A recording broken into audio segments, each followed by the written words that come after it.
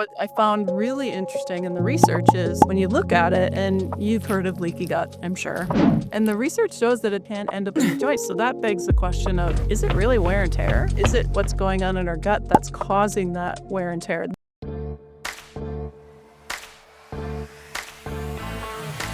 Hey there, I'm Bria, and welcome to the Period Whisperer podcast. If you're over 35 and ready for real answers about your hormones, you're in the right place.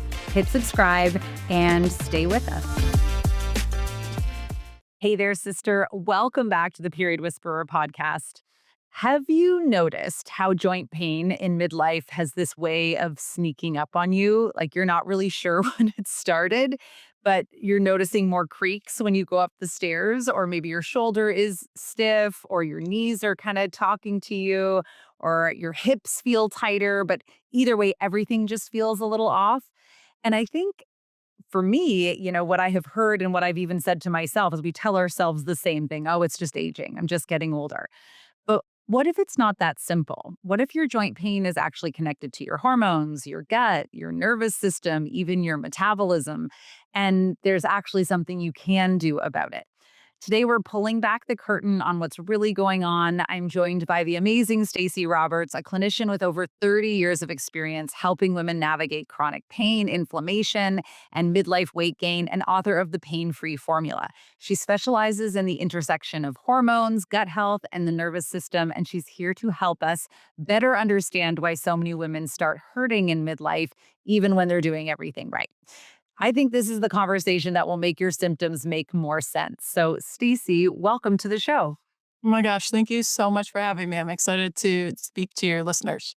Yeah, me too. I think so many women have these questions around like, oh my gosh, is this just it for me? Like I'm just going to forever wake up and feel really sore from the side I slept on, or or that they're always going to hurt in a workout, that kind of thing. So I'm really grateful for the work that you do, and I'm so happy you're here. Thank you. You're welcome. Thank you. So I know you've been in this field for over 30 years. So I know you've probably seen and learned so much, but what led you to write the pain-free formula and start get into this kind of line of work? Absolutely. Great question. It's interesting, how our life changes over time, the experiences that we have. I've always learned a lot from my patients as what they're going through, and then kind of syncs up with what I'm going through. And in particular, most of my work, I worked in hormones, I worked in pelvic and sexual health, I worked in orthopedics and sports medicine. So really got a good gamut. But back in July of 2021, I was at a wedding with my son, who at that time was 21 or 22. And he was out there doing the polka, and he wasn't doing it very well. So I had to intervene. I was like, oh my gosh. So here in Wisconsin, in the Midwest, that's a big deal if you don't look good doing the polka. So I went out there. We were doing the polka together and having a blast and just laughing. And then all of a sudden I had this pop in my knee that literally was, I thought everybody heard it, but it was mostly me feeling it. Right. And my son, I stopped in my tracks. My son stopped. He's like, "Are you okay?" And my eyes were welling up with tears, which he's never seen that before. And it was so painful. It felt like someone was sticking a hot poker in my knee. And I was like, "What is going on?" So I tried to put weight on. I could barely. I dragged myself off the dance floor. I said, of course, like any mom, I'm like, "You go and have fun. You go and have fun." What I looked at when I sat down, my dress came up above my knee a little bit, and it was like doubling in size. So I was like, what is going on? So I left the wedding. I dragged myself out to my car. Still really don't know how I did it. I really wish there was a video of me trying to attempt to get there. Um, Drove with my other foot because it was my right leg. So I had to drive with my other foot back to the hotel. Mm. My son got me crutches at like 4 in the morning when he got back from the wedding because I literally couldn't walk on it. And I was like, what in the world was going on? I had surgery on it about 35, 36 years prior to that, but I was like, how could that be related? Yeah. So fast forward a bit, I went home. Started treating it with my soft wave device, which works extremely well in localized inflammation. I was able to walk on it within 3 days, or after 3 treatments, excuse me, which was about 5 to 6 days. So I knew what to do for it with my background as a PT and a nurse, all that. But I really wanted to know what that pop was. So I was like, okay, well, I'm going to get an MRI. I'm going to go to orthopedic, and have this great discussion with my colleague about what that was, so I have a better understanding. And then they took x-rays and did the MRI, put the x-rays up on the screen as they do. And then basically without saying much, the doctor said, "Well, look at your knee, it's full of arthritis." And I'm like, "Okay, but what do you think that pop was?" And she said, "Well, it doesn't really matter. You need a total knee replacement." And I was like, "What?" I'm like, I And hadn't also had I need knee replacement. right. I hadn't had pain in my knee for God, decades, right? But what that was for that day was so important because I saw the x-ray. I could see the significant arthritis in that knee that I had surgery on decades ago, which taught me I didn't have any pain. So you can have arthritis and not have pain, right? So that was like a huge aha moment for me because that arthritis didn't happen when I was doing the polka. Right. That was developing over years and it's significant, right? So that was a huge learning experience for me. But what really made me write the book was I was really angry after that appointment because as we went through the conversation, I said, "Well, I'm not really interested in a knee replacement right now. I hadn't had any pain before. This was just one pop, blah, blah, blah." She said, "Well, I could offer you then as a cortisone injection." And I said, "No, thanks." And I was really trying to be a patient in this whole thing and not be a provider and not be, somebody kind of in the medical field. And she said, "Do you mind if I ask you why not?" And I thought, well, she did ask. So, so I went into the research. I'm like, well, the research on cortisone shows that it actually degenerates the knee, it breaks down the cartilage. So I see my x-ray. Why would I want to put something in there that's going to make it worse and then speed up the time for me to have a knee replacement at some point in time? And she said to me, she's like, "You'd need to have 100 of those shots in order for that to happen." And that I literally felt like the heat rising in my body up to my brain because that is so not true. And immediately I thought, how many people are getting this information? Yeah. How many people are getting the wrong information? Yeah. So that's when I decided right there, this is it. I've got to let more people know about why this happens. Mhm. And really now, and a few years after that, I never connected it to my hormones until a few years after that, when I was starting to get the pains that were for no reason happening. Like that polka accent there shouldn't have been any reason. I wasn't in 6-inch heels. I was in like, little It heals. quarter. Exactly. So but then when other stuff started happening in my body, I was like, "Oh, okay, there's a hormonal connection." And that's, where I then was able to bring it all together with the hormones and the gut and stress and the biomechanics. Mhm. And it really is I hope, a holistic program to help people where they're at in the journey. I can see why you would be frustrated about all of that and everything. So did you ever find out what the pop was? No, I could only guess based on what I saw with the MRI and reading. It probably was scar tissue from, 30 years ago that just popped. My MCL, which is a ligament on the inside of my knee, had also been stretched as a result of it too. So there was a bit of a sprain. So when I was walking, there was a little bit of instability in my knee that I had to shore up with more muscular strength because then I developed plantar fasciitis like 8 months later Oh, because I was compensating of yeah. how I was walking because of the change in the biomechanics, which is such a common thing for women, especially when hormones start to change, and then your body compensates. I did a survey on 100 women who had plantar fasciitis, and 60% of them had a prior injury within 12 months of developing plantar fasciitis, not to their foot, but maybe to their back or their hip or Or shoulder somewhere. even. Like it could Right? be just anywhere in the body because it pulls the Absolutely. kinetics out. Exactly. My mom had that. So I'm just so fascinated to hear you say this and those links. I hadn't understood that research. So Yeah. um and that is, I think that kind of brings me maybe to my first question around this is that I think certainly in my practice, probably in your practice, like you have these women that come in and say they're doing everything right. They're eating clean, they're working out, they're trying so hard. And now they're just hurting everywhere, or maybe one specific place, but kind of all over. How do you like to explain what's actually happening, like with our hormonal shifts that can explain this shift or this impact? Absolutely. And it's not something that's talked about a lot. We talk about, menopause and the problems that, or even perimenopause and some of the problems, but why isn't really talked about. We all just kind of go, oh, it's Is that what it time is. of life. Yeah. It's what's going to happen. But why is it happening? So when we lose some of the hormones and when during perimenopause, they're kind of going all over the place. But when we lose those hormones, what people don't realize is that estrogen, progesterone, and even cortisol for us, when it's at its sweet spot, so the Goldilocks level, I like to call it, They're actually anti-inflammatory. So they're one of our body's natural anti-inflammatory molecules that are helping us keep inflammation at bay for decades, right? Until we get into the perimenopausal era and then postmenopause. So now if you are perimenopausal and your estrogen, let's say, is too high, that can be inflammatory, right? Or if your cortisol is too high, that can be inflammatory. But at their sweet spots, they really help us. Mm. Now, when we go through that perimenopausal and menopausal era and our estrogen progesterone drop, now we lose that anti-inflammatory effect. So things that we may have been doing that we say, I haven't changed anything and I eat the same, I'm doing the same workout, I'm doing everything the same. We don't have, or previous to that, those hormones have helped keep any inflammation that maybe those habits were having on our system at bay. Now you take away that protection and that inflammation can all bubble up to the surface.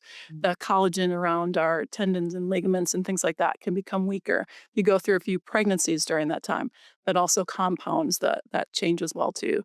Mm. So now we have, and high cortisol can still be an issue, but in my case particularly, I have low cortisol. So I need to watch out because then I don't have that nice anti-inflammatory effect from cortisol, which I still do make after menopause, right? Yeah. And we do make estrogen, progesterone after menopause as well, or postmenopausal, but it's not near the levels that we have made prior to Yeah. menopause.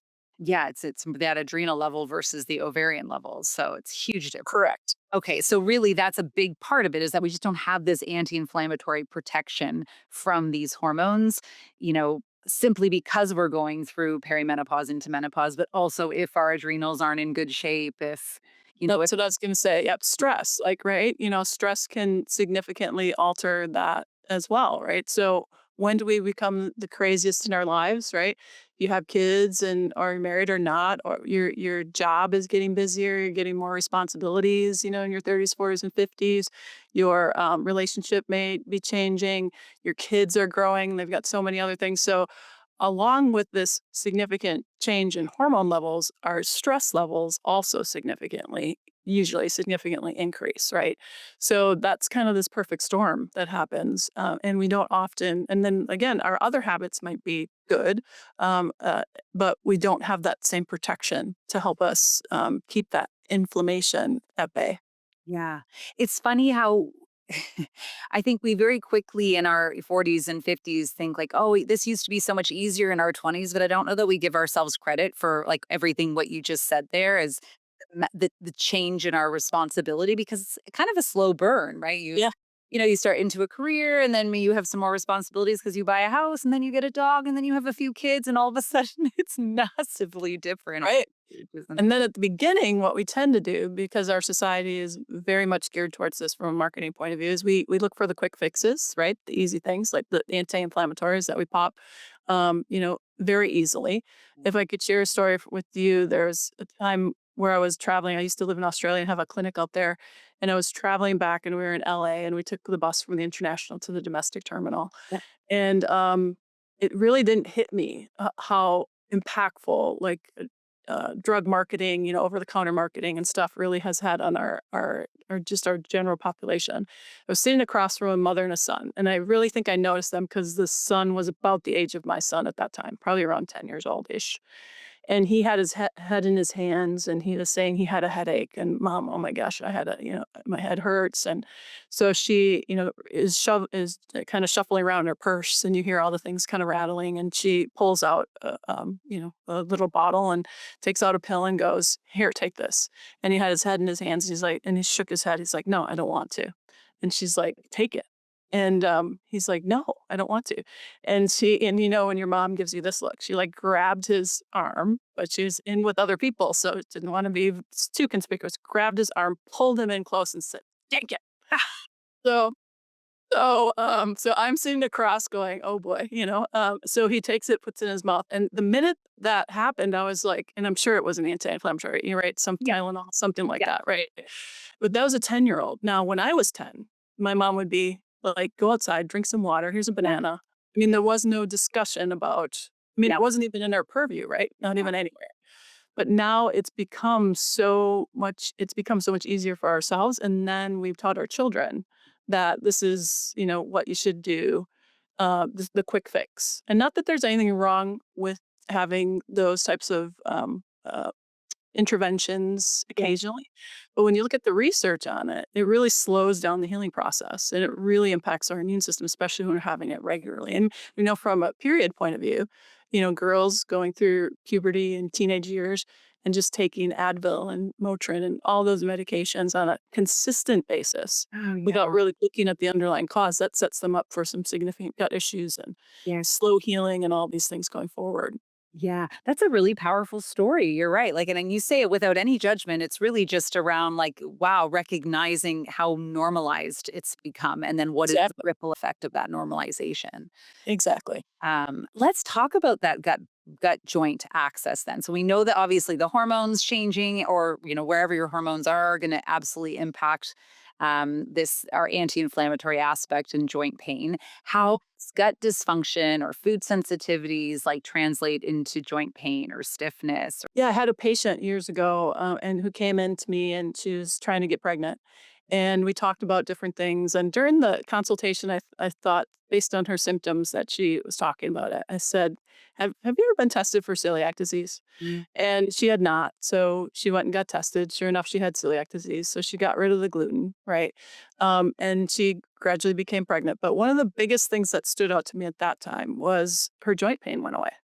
Right, and so I thought to myself, "That's interesting," right? So then for me, I would have at that point in time, pain down my leg and my foot would go numb and all that stuff, and I know I have these bulging discs in my back, so as a PT, I just, explained it off as, "Okay, it's a structural issue." Mm. But when I gave up gluten, I no longer have that pain in my back down to my leg. I have none of those symptoms whatsoever. Now, I'm not saying everyone on listening has to give up gluten. That's not what I'm saying at all. Yeah. But that particular food sensitivity for me was really, really significant. I don't have celiac disease. I do not. If anything, I'd have non-celiac gluten sensitivity, right? The kind of the new term for those people who react to gluten but don't have celiac disease. So for me, that's key for me to stay away from that food sensitivity so that the rest of my body feels good. But I wanted to know why. Like, how does that happen? I've heard of the gut brain axis forever, but then we know that there's a gut joint axis now, which pretty much there's a gut everything Everything axis. access. Yeah. Yeah. There's pretty much nothing in our body that doesn't have an access or connection to the gut. Yeah. But what I found really interesting in the research is when you look at it, and you've heard of leaky gut, I'm sure, Yeah. and I see it in many my people clients. have, right? Mhm. And that term for a few decades wasn't recognized, but now the medical field recognizes it as increased intestinal permeability, right? Mhm. So that's where the tight junctions in the gut get kind of, they're not working as well as they could. So things get into the system Yeah. that shouldn't. Well, there's something called lipopolysaccharides or LPS that should be in the gut, and we get rid of it. It attaches itself to what's called a gram-negative protein, which is a protein that can wreak havoc in our system. Well, when LPS gets in our system because we have leaky gut, it's been seen in the brain for people who have anxiety and depression. But when I heard that, I was like, well, where else does it go? Like, it can't just go to the brain, right? I love the way So, you think. You're so curious. It's like, well, okay, yeah, well, that's cool. Now what? yeah, right. And the research shows that it does. It can end up in the joint. And when you look at joints that have arthritis, Yeah. there is usually an increased level of LPS. So that begs the question of, is it really wear and tear? Mm. Or is it what's going on in our gut that's causing that wear and tear? Then let's say excess weight and other things like that Yeah. compound that change, right?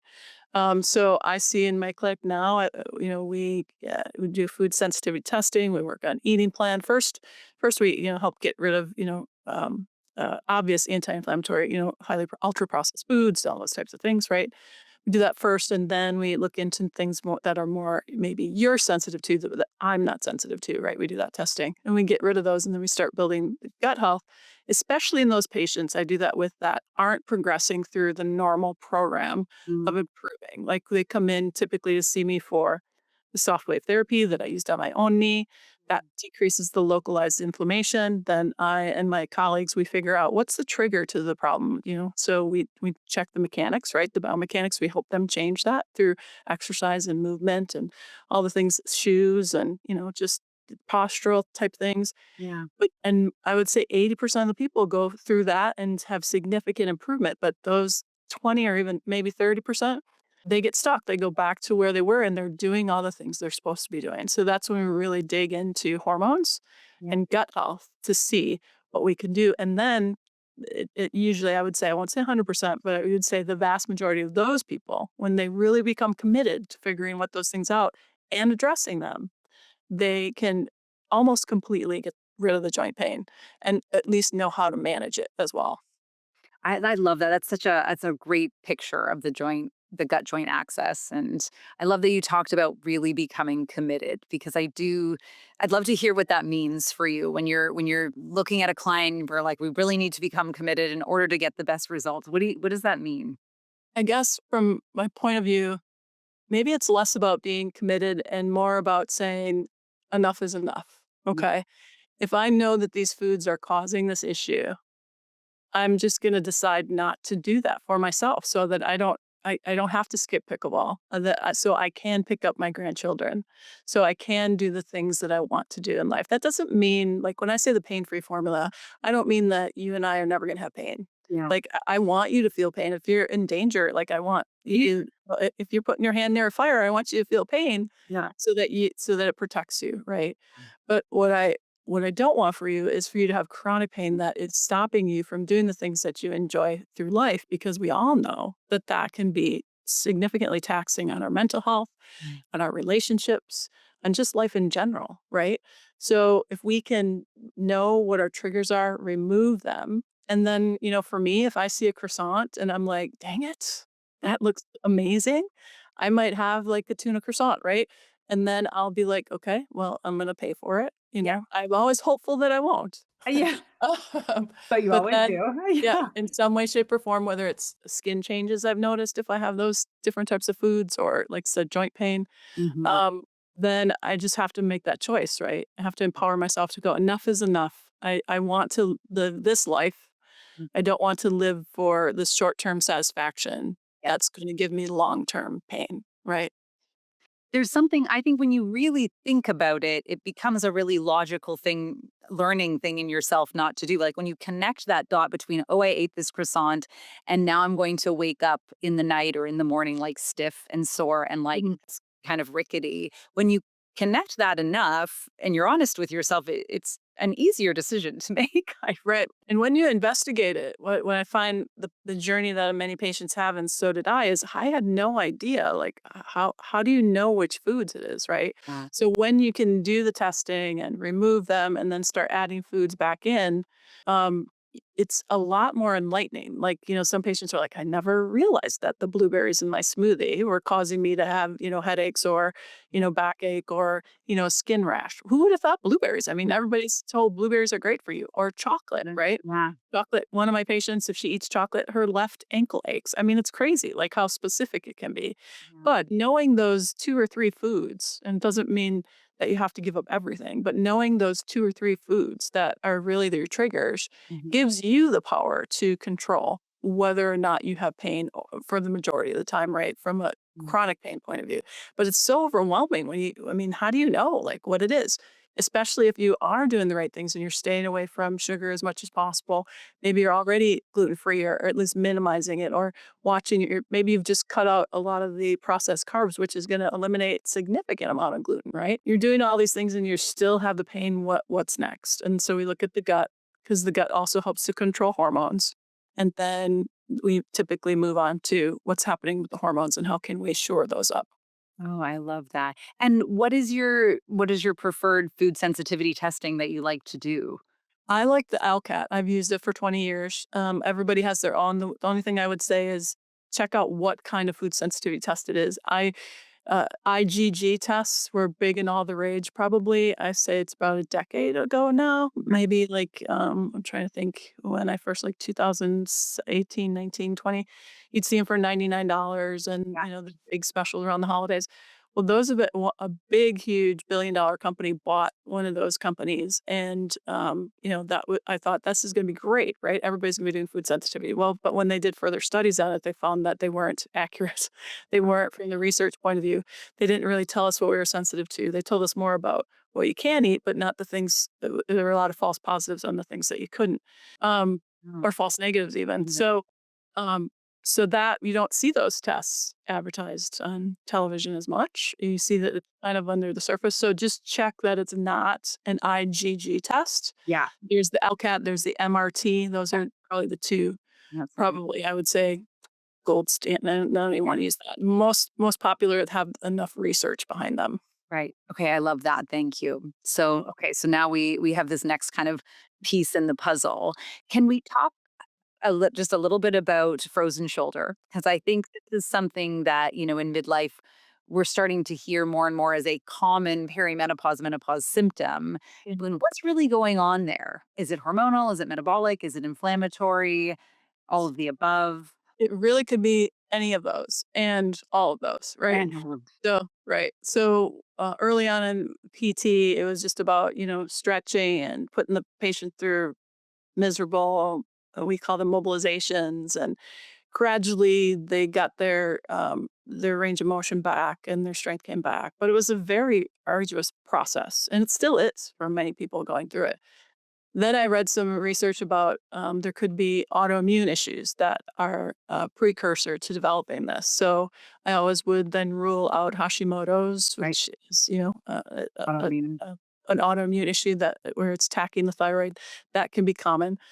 Well, now if we step back and go, okay, well, people with celiac disease also can get more frozen shoulder. People with diabetes also get Mhm. more frozen shoulder. So even if you don't have diabetes, but you're insulin resistant, right? You can get more frozen shoulder if your blood sugar levels are not regulated. So that systemic inflammation, wherever it's coming from, right, can make someone more predisposed to having frozen shoulder. Now, they're even, and uh, I don't want to get any hate mail or anything like that. This is just a research study that vaccinations, if they're not done correctly and they pierce the capsule of the shoulder, that can also set people up to develop frozen shoulder, right? Beautiful. So there's all sorts of different ways, but you have to have, it doesn't happen with everyone. So you have to have the kind of precursor to that, to all those other things. So this perfect storm happens.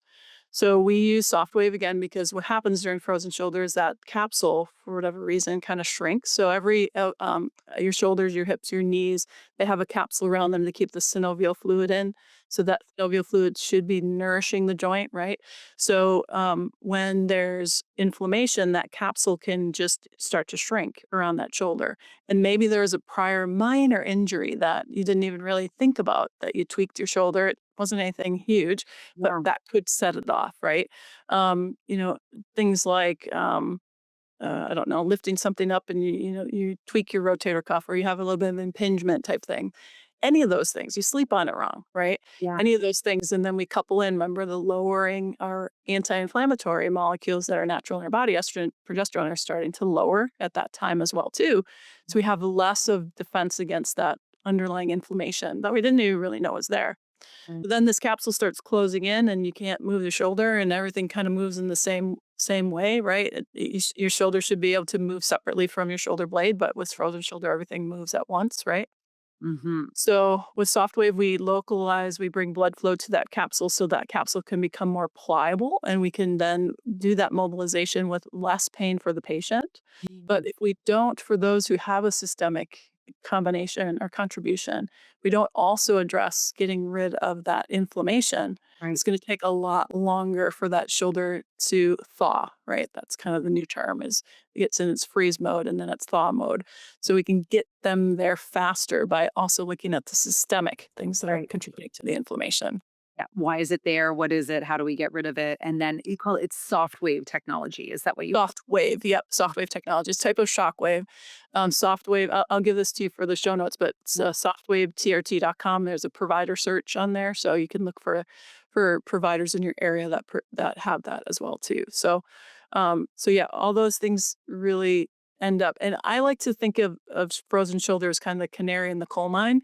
We talk about this is a little bit different topic, obviously the other gender, but we talk about erectile dysfunction being kind of a precursor or a canary in the coal mine to tell us there's maybe some cardiovascular issues, right? So if there's decreased blood flow to the venus, then there's a decreased chance of having a natural erection. Well, frozen shoulder is kind of like our canary in the coal mine, that there's something going on hormonally, something going on systemically Mhm. that's contributing to this, situation for no reason whatsoever that just kind of popped up, right? Because that's, I would say, the majority of my patients with frozen shoulder can't like say, "Oh, I hurt my shoulder in this day and then this developed." It's kind of, how did this happen, right? Yeah. Where did this even come from? Exactly. I do think women are very good at not noticing. I think Mhm. we get a lot of our lives just like, oh, I have things to do, so I'm just not going to ignore that thing. Right. And I'm sure you would have ignored your pop and your knee had you could have. Oh, It was totally. like, Like the plantar fasciitis that developed, literally I ignored that for like 2 months. It was like I thought because I'm a physical therapist somehow there's no way I could develop it. Like there's some weird thing in my brain going, I'm not going to acknowledge this. totally um, appreciate it that. is so funny. Oh. Okay, that's fascinating on the frozen shoulder. So there's things we can do, but it is, like when we look at the hormones dropping, the systemic inflammation, Mhm. we need to address those pieces of the puzzle, of course. They're the canary in the coal mine. Yeah, the worst thing someone can do is just try to exercise it, right? Because what happens is you end up creating impingement syndrome. If you don't have somebody helping you mobilize that capsule, Mm. it's very, very easy to develop other problems as a result of frozen shoulder. So you can really find somebody knowledgeable. If they have soft wave, even better, and then have them work on that mobility. What I can't stand, it just drives me nuts, is I see people come to me and they're like, "Yeah, the PT or whomever told me to keep doing my exercises, even though that they hurt, so that I could work through the pain." Now, there's a time for that, but not when you're completely compensating and then you're causing other issues. So, yes, at some point we have to work through muscle discomfort because we're not used to doing that exercise, but not it shouldn't be pain that we're pushing through from the standpoint of causing more problems from a biomechanical standpoint. So you really need to see somebody that knows what they're talking about. Yeah, that's a good distinction. And thank you. So we'll put that link in the show notes, softwavetrt.com. So Mhm. you can find someone local. And if you're in Wisconsin, you can see Dr. Stacy. Come on over. Come on over. Can we talk for a minute about hypermobility? Sure. I feel like I have started to hear a little bit of this more and more. I have a few clients over the years that have, talked about having hypermobility. Mhm. What is it? Like when I think we know that flexibility and mobility is so valuable at this stage in life, Mhm. what is hypermobility and how does it happen? And how do you know you have it? Yep.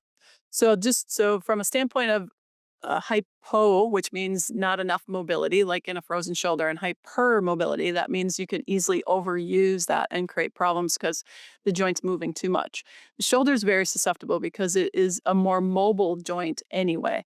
Mm. The hip and the shoulder are very similar as far as ball and socket joint, but the hip has many muscles and very strong ligaments around it because of weight bearing, right? Mhm. We don't tend to weight bear as much on our arms unless you're a big time yogi or in Circus Soleil or something. Yeah. Um, so we don't have we sacrifice that muscle strength and stability for more mobility. So generally our shoulders are a little bit more mobile anyway.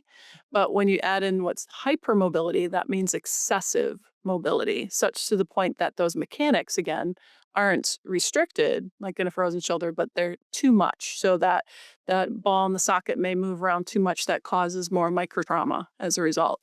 There's something called Ehlers-Danlos syndrome, EDS, which some women have, and that's when you pull your finger down, it can go all the way down to your hand. Those sorts of things. Really significant hypermobility. You really, really, really, and that is a systemic issue that is also genetic predisposition for that typically. So, so making that joint more stable by strengthening the muscles around it and stabilizing it. And we think just around the shoulder, but we also need to think about the scapula or the shoulder blade. So stabilizing how that muscle, that joint is moving as well, is really important to then stabilize the joints around it. So muscles are really important. Some flexibility is important too, but you need to have that stability so that those muscles are working to keep the biomechanics uh, working for you, not against you. Oh, that's so interesting. So for people who have hypermobility, they obviously should be working with someone who can help them understand how to strengthen the right muscles to build back the structure. Correct, because if they don't have that good biomechanics doing it, then they could potentially create, let's say, you can still be hypermobile, but have tight muscles in the front, weak muscles in the back, and then that hypermobility just leads them to ending up injuring themselves more easily, right? That I mean, all of our posture is terrible these days, right? 100% Americans have Yeah. this forward shoulder, everything's forward, so the head of the humerus sits forward in that socket, so that you can be tight here, but then you can be more mobile here, and that combination is just setting you up for injury. Oh, geez. Do you see a lot of people with hypermobility? Like, is this something that you would work on in your practice It as a career? occasionally, it's usually I see in the, the decades that I've worked, it's usually tends to be in a younger population that it's very evident that they're hypermobile. Mm, Though, and as we get older and things stiffen up a little bit and we move less, the person can still have hypermobility, but along with tight muscles that were again, like I'll use the shoulder again, where we're tight in the front, mm, and we get the back, and then the hypermobility just kind of adds to it. So you can still have tight muscles with hypermobility, but we tend to see that dichotomy later in life versus younger in life. When if somebody has EDS, the Ehlers-Danlos syndrome, for example, then they're just kind of loosey goosey in a lot of places, and we have to stabilize that. Similar to the last trimester of pregnancy or right after we give birth, and our ligaments are kind of you know we haven't really found our place after right after birth. mm, Those have to kind of solidify again, if you will, to provide that stability. And some people are hypermobile to start with, and then they go through pregnancy, and then that just exacerbates it, right? yeah, that's fascinating to hear. I think you think about all that our body goes through pregnancy, and then Right. here we go again through more hormonal shifts. Mhm. And we've Exactly. talked about, that again, the gut. We've talked about the actual hormonal shifts. We've talked about, some other structural damage. But how much does like the nervous system dysregulation, or how does nervous system dysregulation, or just stress in general, impact joints and joint pain? Yeah, that's a great question, and it's hard to or I shouldn't say hard, more challenging to think about that, right? So, we gotta step back and look at it from a more holistic point of view. So if our nervous system is constantly upregulated in that fight or flight response, where we've got cortisol, adrenaline, everything kind of moving through our system, and we are not in what's called the parasympathetic state, which is more of our rest and digest point of view, we can very easily overdo things and kind of run ourselves ragged. So if somebody, let's go back to the hypermobility example, if somebody is really stressed, lots of adrenaline, not managing stress well, maybe their eating plan isn't great, and then there's inflammation, which is also increasing the stress in the system. That's going to break the body down much more quickly than build it up. So the body's always trying to it breaks itself down and then builds itself up and breaks. And we would hope that that happens in a relatively balanced way. But when we're under significant stress, that excess cortisol is catabolic. So it's going to be breaking things down more than it's going to be building things up. And there we could get into the weeds and talk about mitophagy and autophagy, all that type of stuff. But really, it's about finding that balance between breaking down, like our bone is constantly breaking down, building up, breaking down. As we get older, if we don't address things, then it breaks down faster and we don't get as much in the building up. And then if we don't correct that, then we end up with osteoporosis, things like that. Right. So that nervous system is really important in helping us find our balance, helping us regulate inflammation, help us regulate hormone levels. It doesn't mean that we all should be walking around Zen and, go to mountaintop for 40 days and meditate, but to really just be able to step back. Mindfulness is a big part of it, and just really move ourselves into that parasympathetic nervous system through diaphragmatic breathing, through mindfulness, even if it's, I don't care, 2 minutes a day, 5 minutes a day, just to get ourselves unplugged for that period of time to let things kind of settle down, and then our body can start to build itself back up. Sleep, so important, right? We Yeah. don't get the really good sleep, then we're not gonna be rebuilding and kind of cleaning out the brain and allowing the lymphatic system to work like it should, or in the brain, the lymphatic system to clear that. We know now that we're more susceptible to developing dementia and Alzheimer's and things like that if that cleaning up process in the brain is not allowed to happen on a regular basis. Yeah.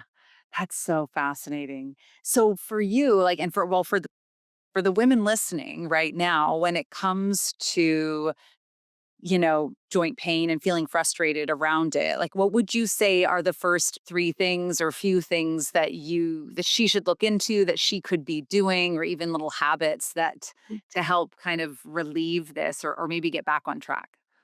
So number one is to we're a different generation than even my parents. Like my mom's 80, 85. I'm pushing 60 this year. But I want to be active for a long period of time, right? So really start to understand that it can change. This is not something that, oh, you're just getting older, right? Mm, That we have to really take that on. Now, again, are we going to have aches and pains and little creaks and cracks and stuff as we get older? Yes.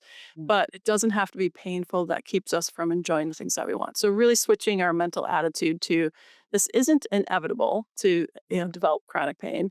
This is something that I can do. And then the second thing is just simply stepping back and looking at things in our environment that are upregulating our nervous system, that are really stressing us out, that are something that we can kind of unplug from at certain periods of time. Things that are within our control. mm, Going into the bathroom at work, if you know, if and just sitting there and not looking at your phone and just mm, breathing, right? Working on your breathing. And I would say then the next thing is if you really don't have a handle on what's going on with your why you're having all this joint pain, find somebody that can help you mm, and keep looking until you find the person that can help you. mm, Try to sort those things out. Don't just jump into hormone therapy only because of symptoms. mm, Really step back and go, because I can't tell you how many people I see that have done that and they haven't worked on their gut. They haven't worked on their eating plan first. They haven't cut mm, back alcohol consumption mm, first. And then started look at because then you're going to react to those hormones. If you take HRT, you're going to react to them so much better than if you didn't do those things at first. Three. Number one, just giving yourself a break and understanding, okay, this is not something that I just have to put up with. yeah, I do have control over it. there's hope. Yeah, Mm. there's hope and choice.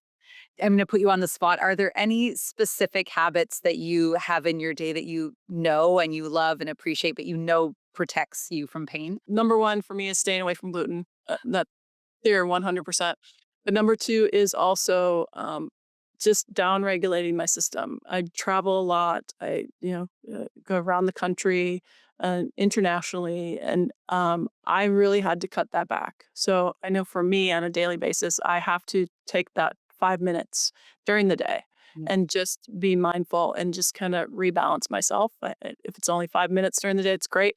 I Yeah. hopefully can meditate for 30 minutes at night, but I don't always make the time to do that, right? Because there's a lot of things going on. So those are the big things for me is to kind of put things back into perspective and not just get caught up in the stress and all the crazy stuff that's going on every day. Yeah, I love that you shared that because I think 5 minutes does not seem like much, Mhm. and yet we so quickly don't do it, and it has such a Right. big impact, doesn't it? Just even breathing before you eat, I think, can make a big Right. difference for people. Let's just calm the body and Exactly. change the channel because 'cause we're constantly bopping around so much, aren't we? It's like, how do we Yeah, shift gears into what I'm about to do here? exactly. Um, Stacey, this has been amazing. How did I miss anything? Is there anything else you want the women listening to know? Great question. I think you really covered all of it. Just again, that this is holistic. That pain is not something that is has to dictate you and your life. It is something that is can be under your control in many ways. And I think well, we talked about hormones, we talked about gut health, we talked about biomechanics, we talked about stress. Yeah. And also it's important to cognitive behavioral therapy. I guess it too is something that people can help to get. A good friend of mine today, she comes to see me as well too. We became friends, and she said, "You know what? One of the biggest things that I learned from you is how to think about the chronic pain that I have had in the past as not something that's taking over my life, but that I can separate from that and see what I can do to address it." So that I felt really good about that because having people shift their perspective on it, on something that seems like it's totally out of your control to something that is, well, actually, there are things that I can do to address it. Yeah. Can even just knowing that, I think, can take some of the burden off your shoulders to be like, okay, well, what is that then? What can I do? And that's where finding somebody to help you figure out what those right triggers are for you to get rid of is imperative, Yeah. I love that. I agree. I think it's just another message from our body. And if it's right? And if it's consistent, we should pay attention. Exactly. I think, and most people unplug, take the batteries out of the smoke detector as far as pain goes, right? It's still it's still happening, even though the batteries aren't there and it's not sending the alarm. So instead of doing that, it's just again, take some time to listen to our body.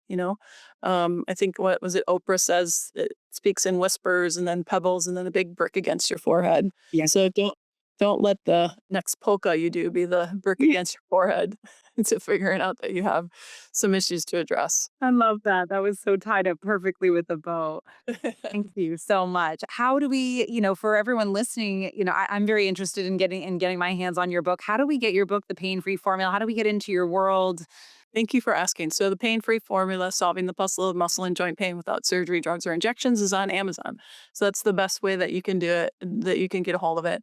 Then also, you can listen to our podcast, the Pain-Free Formula podcast, where we talk about different ways to address pain naturally. Mm. And also, if you need help, like with hormone replacement, things like that, we cover all that stuff. My website is NEWYOU healthandwellness.com. So you can check us out there and give us a call directly from the website to talk about the issues that you might be having and how we can help. That's wonderful. I will make sure all of those links are in the show notes below for everyone listening. Thank you so much. This was really, you have a beautiful energy. I feel calmer Yeah. being around you. And I really appreciate how you help people. Excellent. Can you tell my son that he should feel calmer around me and How old is your son? he's 27. He's coming around. He's coming around the bend, but yeah. Oh my gosh. Yes, I will. Give me an email. I'll tell him. All right, fantastic. And thank you so much for this opportunity to talk about this important issue and for all the work that you're doing. Oh, thank you so much. Yeah, thank you for your time. Thank you for what you do. And sisters listening, go and get into Stacey's world. Learn more about, I think, even just this hope that she's just given us here, and just more clarity to understanding this message that comes from our body in pain. And I think take these tools, go out, be more in your life, and not just less on a scale. And we'll catch you in the next episode. If you're 35 plus and ready to stop guessing, start understanding your hormones, and feel your absolute best, hit subscribe. That's what we do here.